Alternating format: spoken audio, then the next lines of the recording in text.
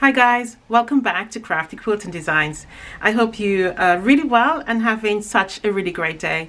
It's a beautiful day here in London, and it's another opportunity for me to share with you my quilting experiences. So today is a beginner's quilt and it's called Simply Layer Cake, and it is, as the name suggests, it is the fact that I have stitched all of the layer cakes together. I have also included some cutting in this particular one in terms of cutting the squares down if you do not have layer cakes. All right, it's a really lovely quilt, and let me show it to you right now. It's quite colorful. All right, it's quite colorful, and I have done a little bit of using the walking foot and some free motion quilting on there also.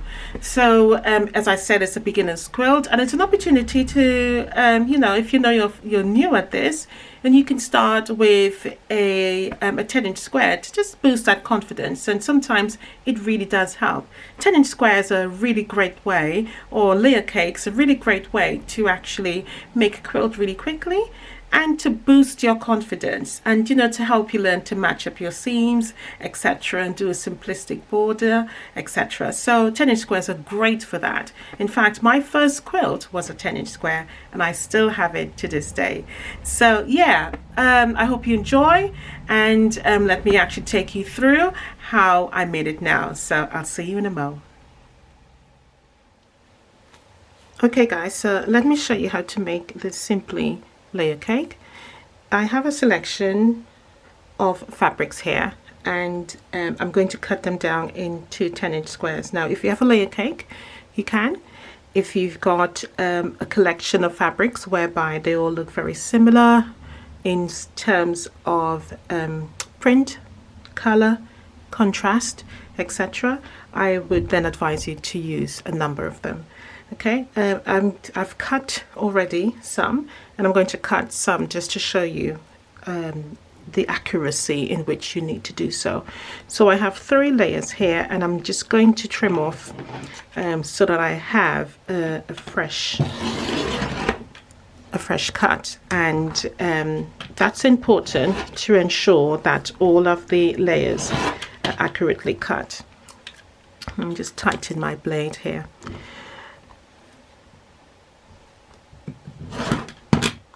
Okay, so the next thing to do now, so I've given myself a clean cut, and I'm going to take my other ruler and I'm going to turn it so that I can work with this edge here, and I'm using the ruler here. Now I usually work with this particular ruler and this one here. These are really my tools, including as also my rotary cutter. Very, very seldom I use my yardstick at the back, but sometimes I do. So what I'm going to do is find the 10-inch there, and then I'm going to put it on the edge of the fabric. Now I don't want to waste the fabric because I want to use the extra pieces for my final border. So I'm going to line up the 10 on the line, and I'm going to bring it down closer to the edge so I can not use the crinkle cut area. So I was going to line it up just slightly above, probably about 1/4 inch above it.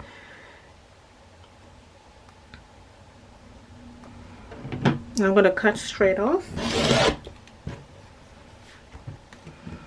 and I'm going to turn it now. I'm going to line it up again. Now I've got lots of room, but I am going to cut in the sense whereby I'm lining up my 10 just on the inside of the crinkled area there, and I'm lining up my 10 on the bottom there as well, and I'm going to cut again,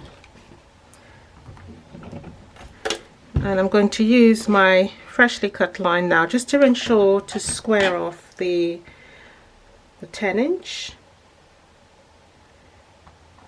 And I'm going to trim off my extra here because I know that was going to be there. I've got a little bit at the top as well that needs trimming off, and the bottom is just fine.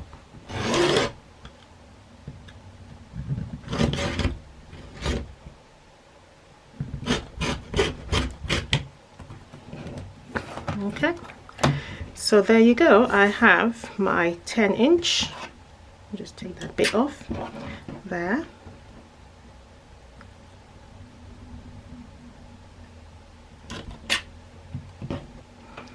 Now what we need to do now is to put the blocks into lights and darks, and I have already selected that here. So I have 40 in total for my 10-inch square, and obviously I'm representing here a layer cake pack. So if you've got that, as I said, you can go ahead and do that. So I have my darks, my lights, so the three I have cut here, these are all lights. Okay, and I also have a few stripe in there, which again fall into the category of lights and darks. So all I'm going to do is literally lay out the actual blocks. I'm going to start with lights, darks, lights, darks. I'm going to do 6 across.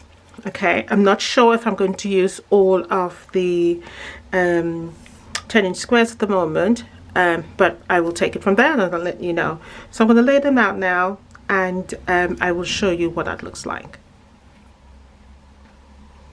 Okay, so upon sewing a few of the squares, what I have noticed is that they've started moving slightly, and by the time you get to the end they're slightly up and down like that, so it's kind of moved position. So what I have been doing is pinning them, so I wanted to share that with you. So just pin them together so that they don't move.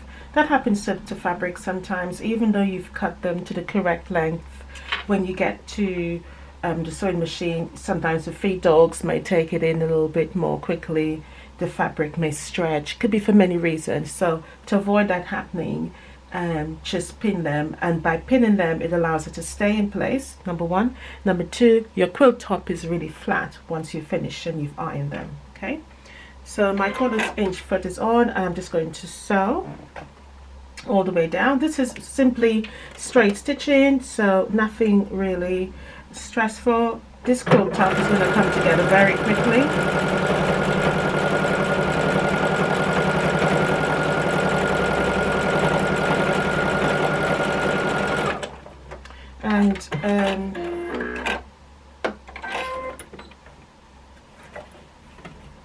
And again, look, so even though I've pinned it, it has still moved slightly there. Okay, but I'm not going to worry about that, it's a little move.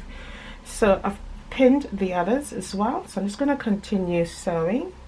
And what I'm going to do this time is literally hold it nice and firm, and so you can do that too. So rather than just let it glide through, I'm just going to give it a good pinch at the bottom so I can hold it firmly and so it doesn't move. And I'm helping it to glide through.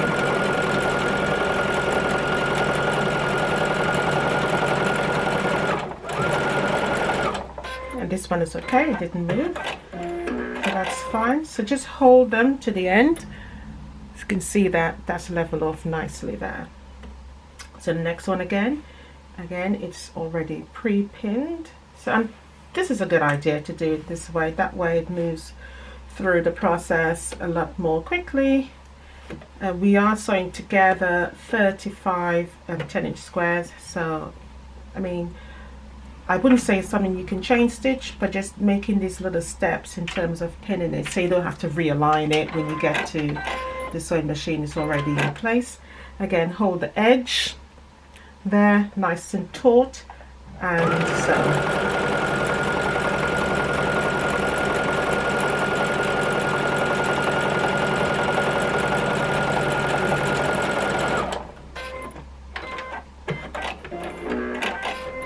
And what I have done is pin it so that it's not close to where the sewing machine has to go over. So I've just given myself some leeway. That way I don't have to move the pins as I sew. And the last one coming up. So this is the 5 across we're doing. So I've stitched them 5 across, and it's 7 down.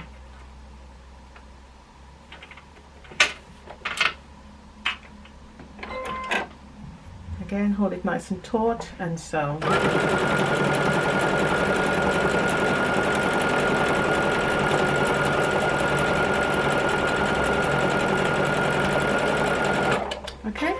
Now let's go over to the table and I'll show you how to lay these out. Okay, so I've stitched most of the 10-inch squares together, and what I wanted to point out to you is some important things. I'm about to stitch on the last row to the top, and what I have been doing is pinning at each stage, at each joint here, so that it lines up properly.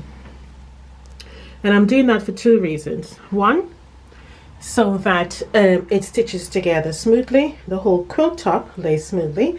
As you can see, I haven't ironed it as yet, so it's not ironed flat.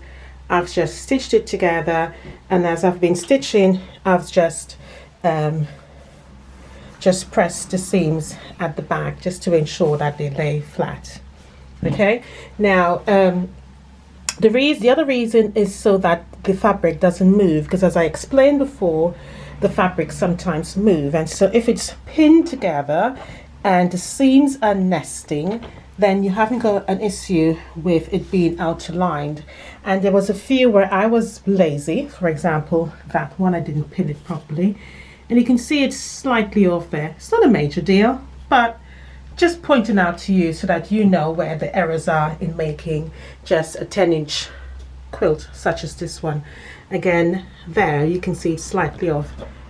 Overall, it is not a huge problem. It is not something I am going to unpick and take out, because realistically there's so many patterns and colors on this particular 10-inch squares here that it's useless. It's a wasted effort to do something like that. So I would say, just if you know that you're using probably colors where it might show up a lot more easily, these are the steps you can take to avoid it. I've also pinned the start as well as the ending here. That's important also, so that it does not move. So what I'm going to do now is finish stitching together. Then I would literally iron it nice and flat, add steam, and then we're going to talk about borders.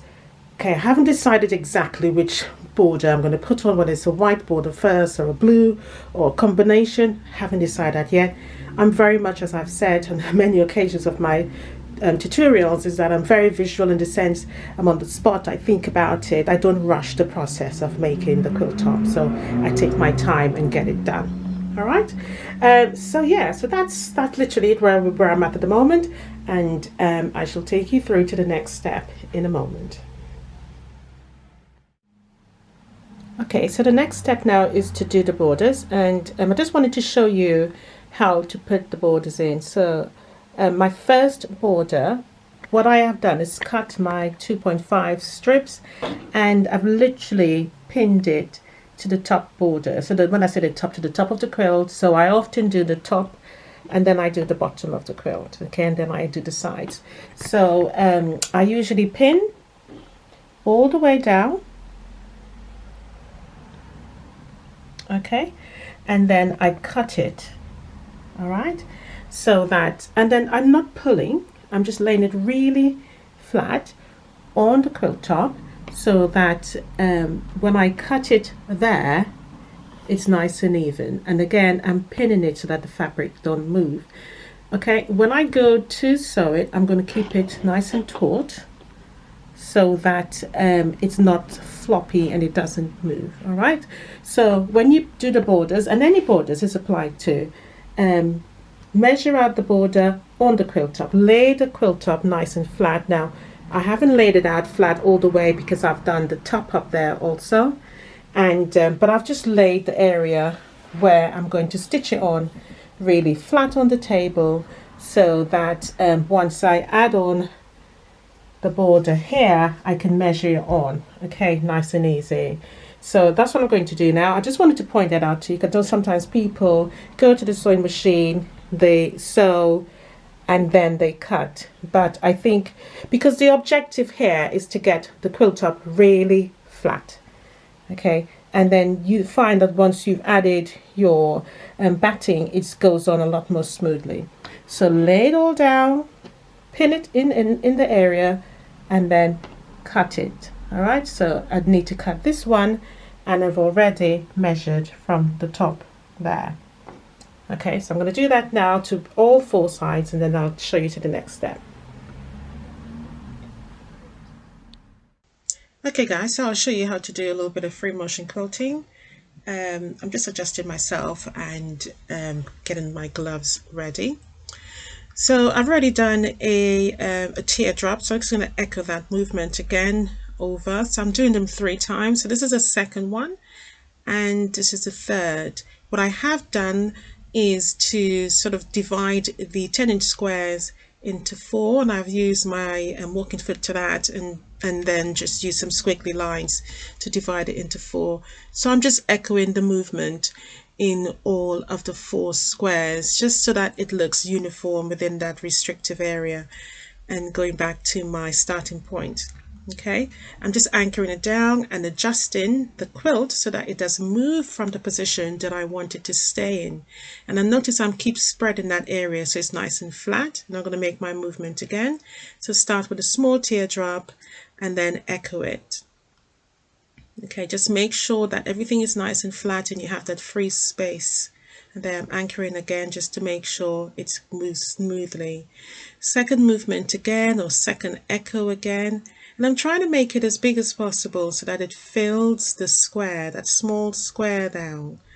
Okay, so I'm just trying to go as closest to the corner as possible and come all the way around and back to my starting point, and then come back to the middle and go around again. Now if you make a mistake, I never stop and take it out. I would literally go over it again until it becomes intentional, or until you don't see it again. And that's one of the secrets to doing free motion quilting. Okay, so practice as much as you want, make your mistakes, but just go over it. And here I am just pointing out that, you know, the wiggly lines there to partition the square, so that I know I have a middle point and a visual point where I'm going to start. You know, as long as I can work out that, sort of map it in my mind, I know where I'm going. So I'm going to anchor it down now and start again with my teardrop.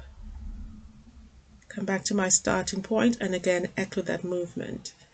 So I'm going to do it 3 times, 4 times, depending on how small I start or how large I start off. Okay, so but I'm trying to remain consistent with all of the sizes, and that's the importance here. So don't worry about how many times you have to go over it, as long as the spacing in between all of them looks the same. So remember, when you do this, there's a lot of adjustments that you would go through. So this is one of the reasons why, you know, when you're doing quilting, it can be a little bit tough and achy on the body, because you're moving quite a lot, or you're moving your body a lot, and adjusting that quilt underneath the needle, you know, just to get all that sort of sufficient enough of throat space that you need for your hand. So just keep echoing the movement. So I have to cut my thread so that I move to the 10-inch square, because I'm not doing any fillers. Okay, I'm literally just making that motif within the squares, and then I'm going to move on to the next one. So hence the reason why I keep cutting the thread and moving on again, because the objective is just to do the stitching within the 10-inch squares, because it's quite a simplistic one. So making sure it's nice and flat, I'm going to anchor again just so that I know it doesn't move. So I'm going to twist the quilt, and I'm checking to make sure it's nice and flat and that there's no creases or anything underneath. And notice how I smooth my hands out there, just to make sure that area I'm working with is smooth. And I'm again just echoing that movement, trying as much as possible to go at least near to the sort of corner of those smaller squares. And again adjusting and starting again my teardrop, and again just echo that movement as much as possible. But remember, as I said, if you make a mistake, you go over it until it looks intentional. Okay, never stop and actually take it out. You are just going to stress yourself out. And I'm using a blue thread, so hopefully you can actually see what I'm doing. Normally I probably wouldn't use that much of a bright color on something like this. I'll probably use white or gray so that it blends into the actual fabric themselves. So because I'm doing this so that you can see what I'm doing, I went for sort of a brightish color. Okay, and I'm cut my thread again and move on to the next one.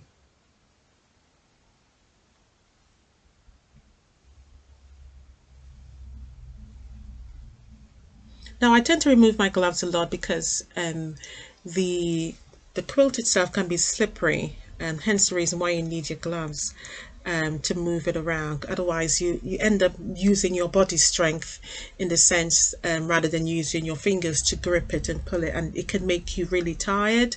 So that's one of the reasons as well for the gloves. It's as you end up having that sort of free movement on the quilt to move it around a lot more easily. So I'm anchoring again so I can move on to the next. And again, start with a small teardrop and echo that movement.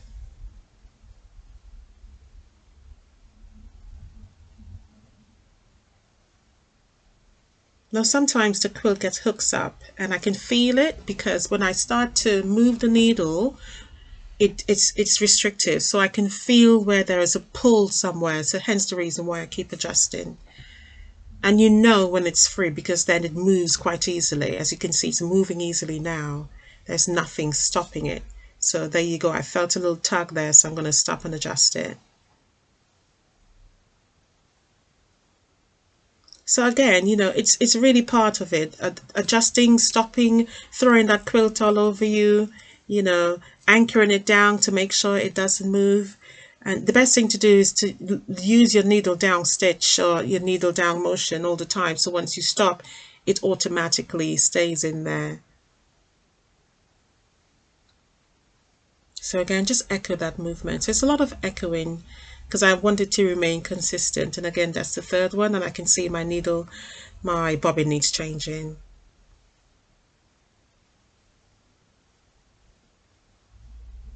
So I'm going to do that now and change it. I mean, it's a process that happens a lot because you tend to run out. And I tend to keep a lot of my bobbins right next to me so that I really don't have to get up. And I've said this before, I tend to, you know, wind my bobbins quite a lot, at least 10 or 12 before I start quilting, and have them right next to me so I can just change. And this machine is quite easy. So it's just a drop bobbin really. And you're back up and running quite quickly, literally. So that's one of the great things about it. And you can also see as well, I tend to sometimes just sort of lift the quilt up and look and see how far I have to go with the bobbin, and I knew I was going to run out sooner or later. So I like to just go right to the end of the bobbins because, you know, when you got to fill it up and you got to take off the old thread that's there.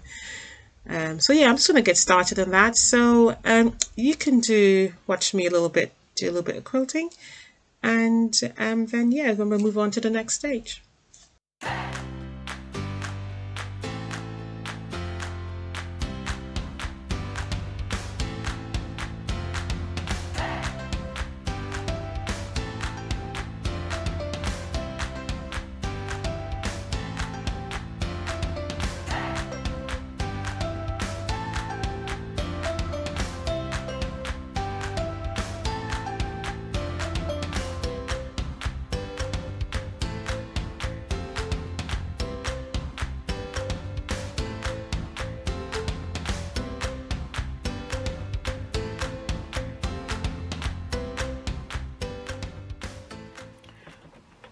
To make your binding for the end, I usually use the same color as the backing on my bindings for my quilt. I don't know if you've ever noticed that, but majority of the times, whatever I use either on the backing or the border, I usually use the same thing as well. It's very seldom that I actually use a different fabric for the binding.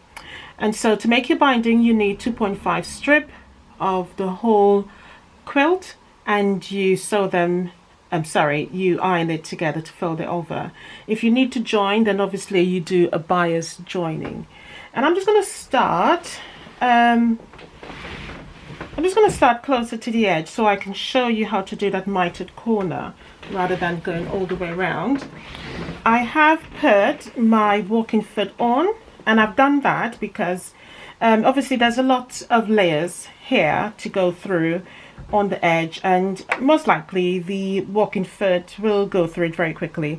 But you don't have to use the walking foot. You can use your ordinary sewing foot as well, which I've done many times in the past.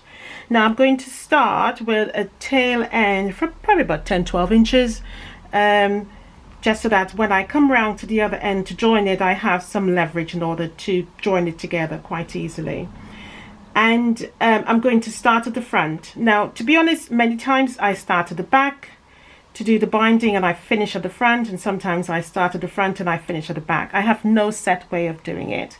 My most important thing is that the edge looks nice and neat. That's where I focus more. So I'm not really too bothered as to whether I start at the front of the quilt or at the back of the quilt, but my importance here is that the binding finishes neat and tidy.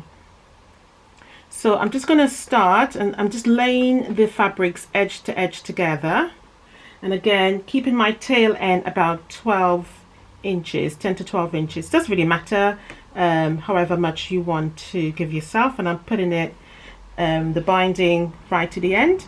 And you can use a guidance of 1/4 inch. I haven't got my 1/4 inch foot on. As I said, I've got my my walking foot on, but I'm going to use a needle as my sort of positioning.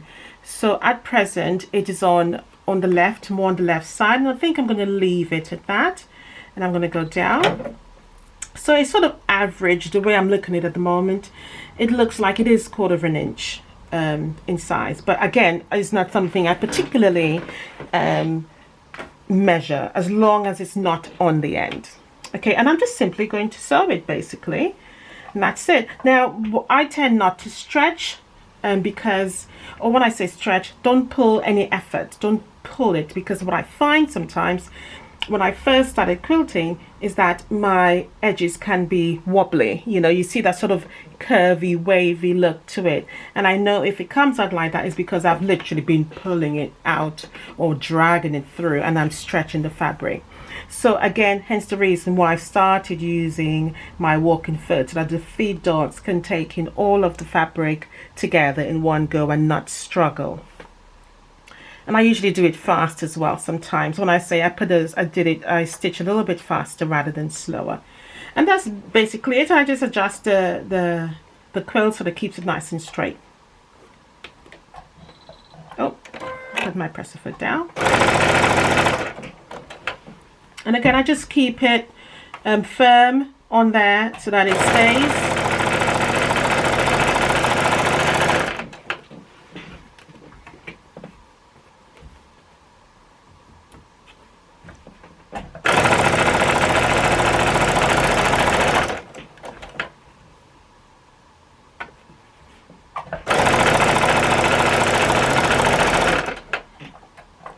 Now, when you get close to the edge here, what I usually do is, you can do two ways. You can go very, very close, and you stop probably about 1/8 inch. Okay, and I usually stop sometimes with my needle down. Okay, and I would lift up the presser foot, and I will turn the quilt. Okay, and then I would lift up my binding and put it right to the top. Now I'm going to take it off so that you can see exactly what I'm referring to, because I think it's easier to do it this way. And just cut that thread. So my needle, I'm going to lay this nice and flat. My needle has stopped right to the end there. Okay, so what I usually do is just lift it up and literally fold it edge to edge there. And that's literally it. I fold it so that it's nice and straight. So I have this sort of degree angle here. Alright, so 45 I think, or 90-degree angle that I have here. And that's it basically. So I fold it right to the top so that everything lines up nice and straight like that. I go back under, and I literally put it back where it stopped and just continue. Again, line it all up nice and straight, and just continue to sew until I get all the way around, and then I will show you how to actually bind it.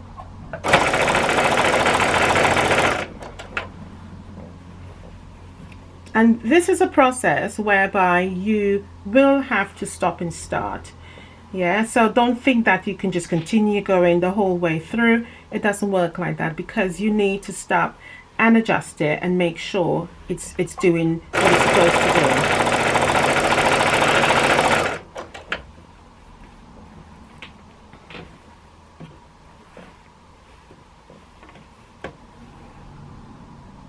So I'm going to continue doing all of this, and then I will show you how to join it when I get all the way around to the starting point. And basically you do the same. So at each junction or at each corner, you do that mitered corner, and then it's easier to complete the whole process.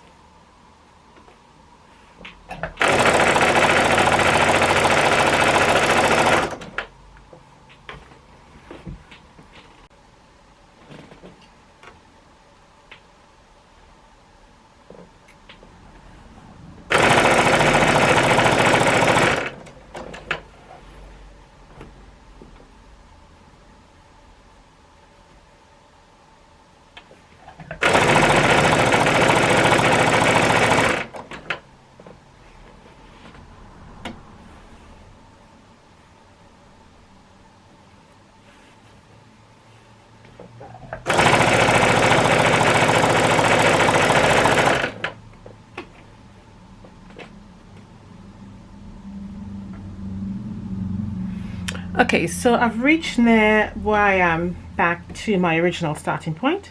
So what I'm going to do now, in order to join these two strips of fabric together, I am going to decide on where I want them to meet, right? So you can either go close to the first one, or you can just meet them in the middle, which is what I'm going to do. So I'm going to fold them together, or put them together, I should say. And I'm just going to hold it there. I'm just going to move down a little bit more so you can see what I'm doing. Right. I'm just going to hold it in position where I want it to be. And I'm just going to squeeze it. And when I say squeeze, I'm just going to crease it. And what I'm actually doing is creasing where my stitches is actually going to go. I'm going to do it both sides so that I know where it's at. Okay, so that's where my stitches is going to go, and I am simply going to just trim it about 1/4 inch away from that crease mark. So, or if you want,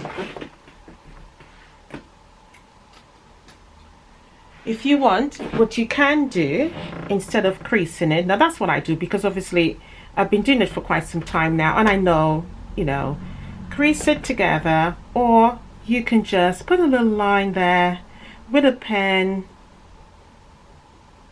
Okay, so you know that's where you're going to stitch it. Okay, and I am just simply going to cut it about 1/4 inch from that mark. All right, and I'm going to take it out from my presser foot and just cut that thread. Now, this is where the sort of fiddly part comes in. Okay, so you need to take it out. You put your fabrics right side together. And again, this is where that crease mark comes in. Right sides together. I'm going to fold the whole quilt on top of each other so I have enough leverage to get underneath the presser foot, or in this case, my walking foot. And I can see my crease line there. I can see that particular marking there, and I'm just going to literally sew on that particular line. That's it, basically. Line it all up and just simply just sew it. And I have unthreaded my needle, so I'm just going to do that again and just re-thread this.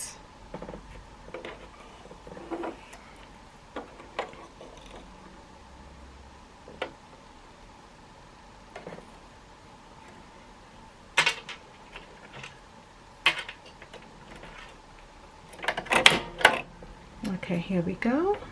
I'll put this back together. Right, so again, front sides together. And again, just stitch it 1/4 inch away from the mark, sorry, on the mark.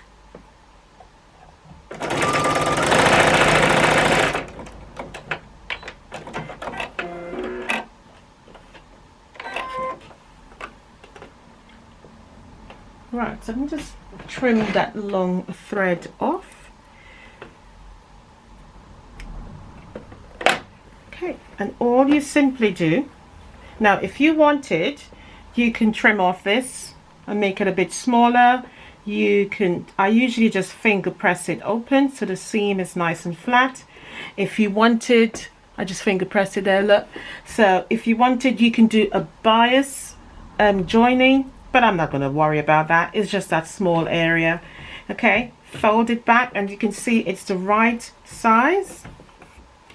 And just simply go back where I stopped and just continue to sew all the way around. So now that I've actually joined those two pieces, okay, I'm going to cut that there. And then basically all I need to do now is just fold it over and continue to sew. Now, when I'm doing the other side, I usually fold it over so I can see what I am doing. Now, I know some people don't do this, but my marker here, or my guidance, is using that particular first stitch line.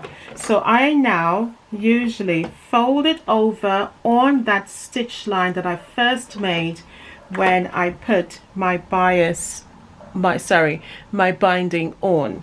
So I'm just going to fold it over on the stitch line, and that's literally what I do. So I know I've covered the stitch line, and I'm now going to sew to the edge of the fabric there, because I know I'm literally touching or covering that first stitch that I put on my binding there. And that's it basically, and I just take my time. Again, it is a stop and start, a stop and fix. And as I said, I line it up, make sure it's right over there, over that previous line, and I continue to sew.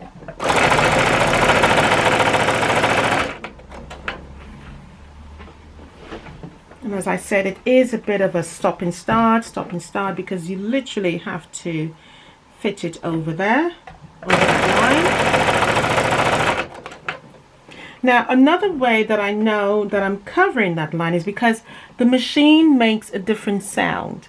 And the sound I'm referring to is the fact that I can hear the bulkiness with the, when the presser foot goes over the joints there. Okay, I can actually hear the difference, and I know that I'm covering that particular previous line or previous stitch line because it's where all those fabrics have met. Now, if I was sewing on this area here, I would know it's different. So I'm going to continue with that, and then I will show you what the completed quilt looks like. You hear the difference there already? And let me just show you what that looks like. So as you can see there, it's nice and neat. Hopefully you can see that. And you can see that stitch line there now on top of it. So that's the way I do my binding. So I'm going to finish this and I'll show you what the whole thing looks like.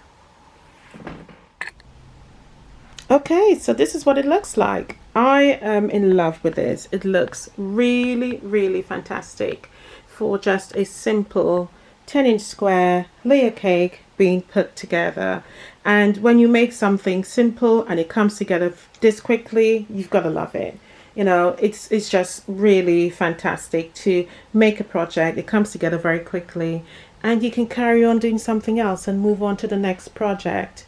I used my walking foot for this one. As you can tell there, I didn't do in the ditch, but I did near the ditch, and I did that for all of the squares. So I literally squared the whole thing off, and then I did wiggly lines in the middle there of each of the blocks, and then partition it into 4. And the reason why I did that is so that I can get sort of a visual to start my motif in the middle there. So I did little leaves and then I build up and build up. So I did 3 sort of echo of each of the leaves. Some of them I did 4 depending on how small I started or how big I actually started. For example, this one here. Okay, so yeah, but it came together very quickly and nicely. It looks well. I made this quilt for my niece. She likes colorful things, and she's not a very fussful person, so I thought I'll keep it quite simple for her. And I used a butterfly print for the border, and I did a pink binding, and of course I did an inner border there of a blue stripe. And again, I used my walking foot just to create those lines there as well. So the walking foot was used a lot, and you know what, guys, it's so brilliant using it. Sometimes I think we forget that we can use the walking foot to help quilt our quilts. And with the wiggly lines, that was actually a function on the machine, so I didn't even have to move the quilt, like, you know, backwards and forward to get that particular movement. It was simply just a function that I had to select, and it did it for me. And I'm discovering that my machine has a lot of quilting patterns that I didn't know existed, and I haven't really used a lot of it. So I think, you know, go into your machines and see what it actually has, and get your walking foot out and let it do the work for you, because it can be quite, you know, I would say tiring doing the free motion quilting sometimes. And yeah, so if the walking foot can do the job for you, by all means, get it out. On the back, it's a solid again, and I of course use pink. I tend to many times use whatever's on the back as my my binding as well. It's something I've always done, to be honest. I don't always use extra fabric for the binding. I tend to use whatever else I do on the back, or whatever else I've used on the actual borders. But it looks really beautifully. One of the things I love about solid prints is that when you quilt it, you have the opportunity to use the back of the quilt as, you know, to cover the bed also, so that it looks, so you have sort of two quilts in one, basically. You know, you don't usually get that with a print background, you know, but with a solid you definitely see those patterns. And doesn't it look like butterflies somehow? That's what it reads to my eyes. But it looks beautiful. I love it. I love the back more than the front, if I have to be totally honest. And wouldn't it be great just to do a quilt just like this, simply with solids and just the quilting patterns? I'm going to do that. That's a challenge to myself. It's nice and light. It moves very nicely. The quilt measures 58 by 75, so it's a lovely throw size. It's not heavily quilted, obviously, because I used a walking foot and do, you know, the motifs in the middle. So all of these here, all this area here is literally dead space, you know, so there's no quilt in there. So remember that. Remember, the more quilting you do, the more dense and heavy your quilt is going to be. Okay, but yeah, but other than that, it's beautiful. As I said, it's lovely and light, and I know my niece is going to love it. It's very girly, because she's a girly girl, and very colourful. She's a colourful girl. So, but anyway, I hope you enjoyed this video. Don't forget to like, subscribe, hit that notification bell, and please do check out Crafty Quilting Designs for more video tutorials. And I shall see you next week. And of course, guys, happy quilting, and bye for now.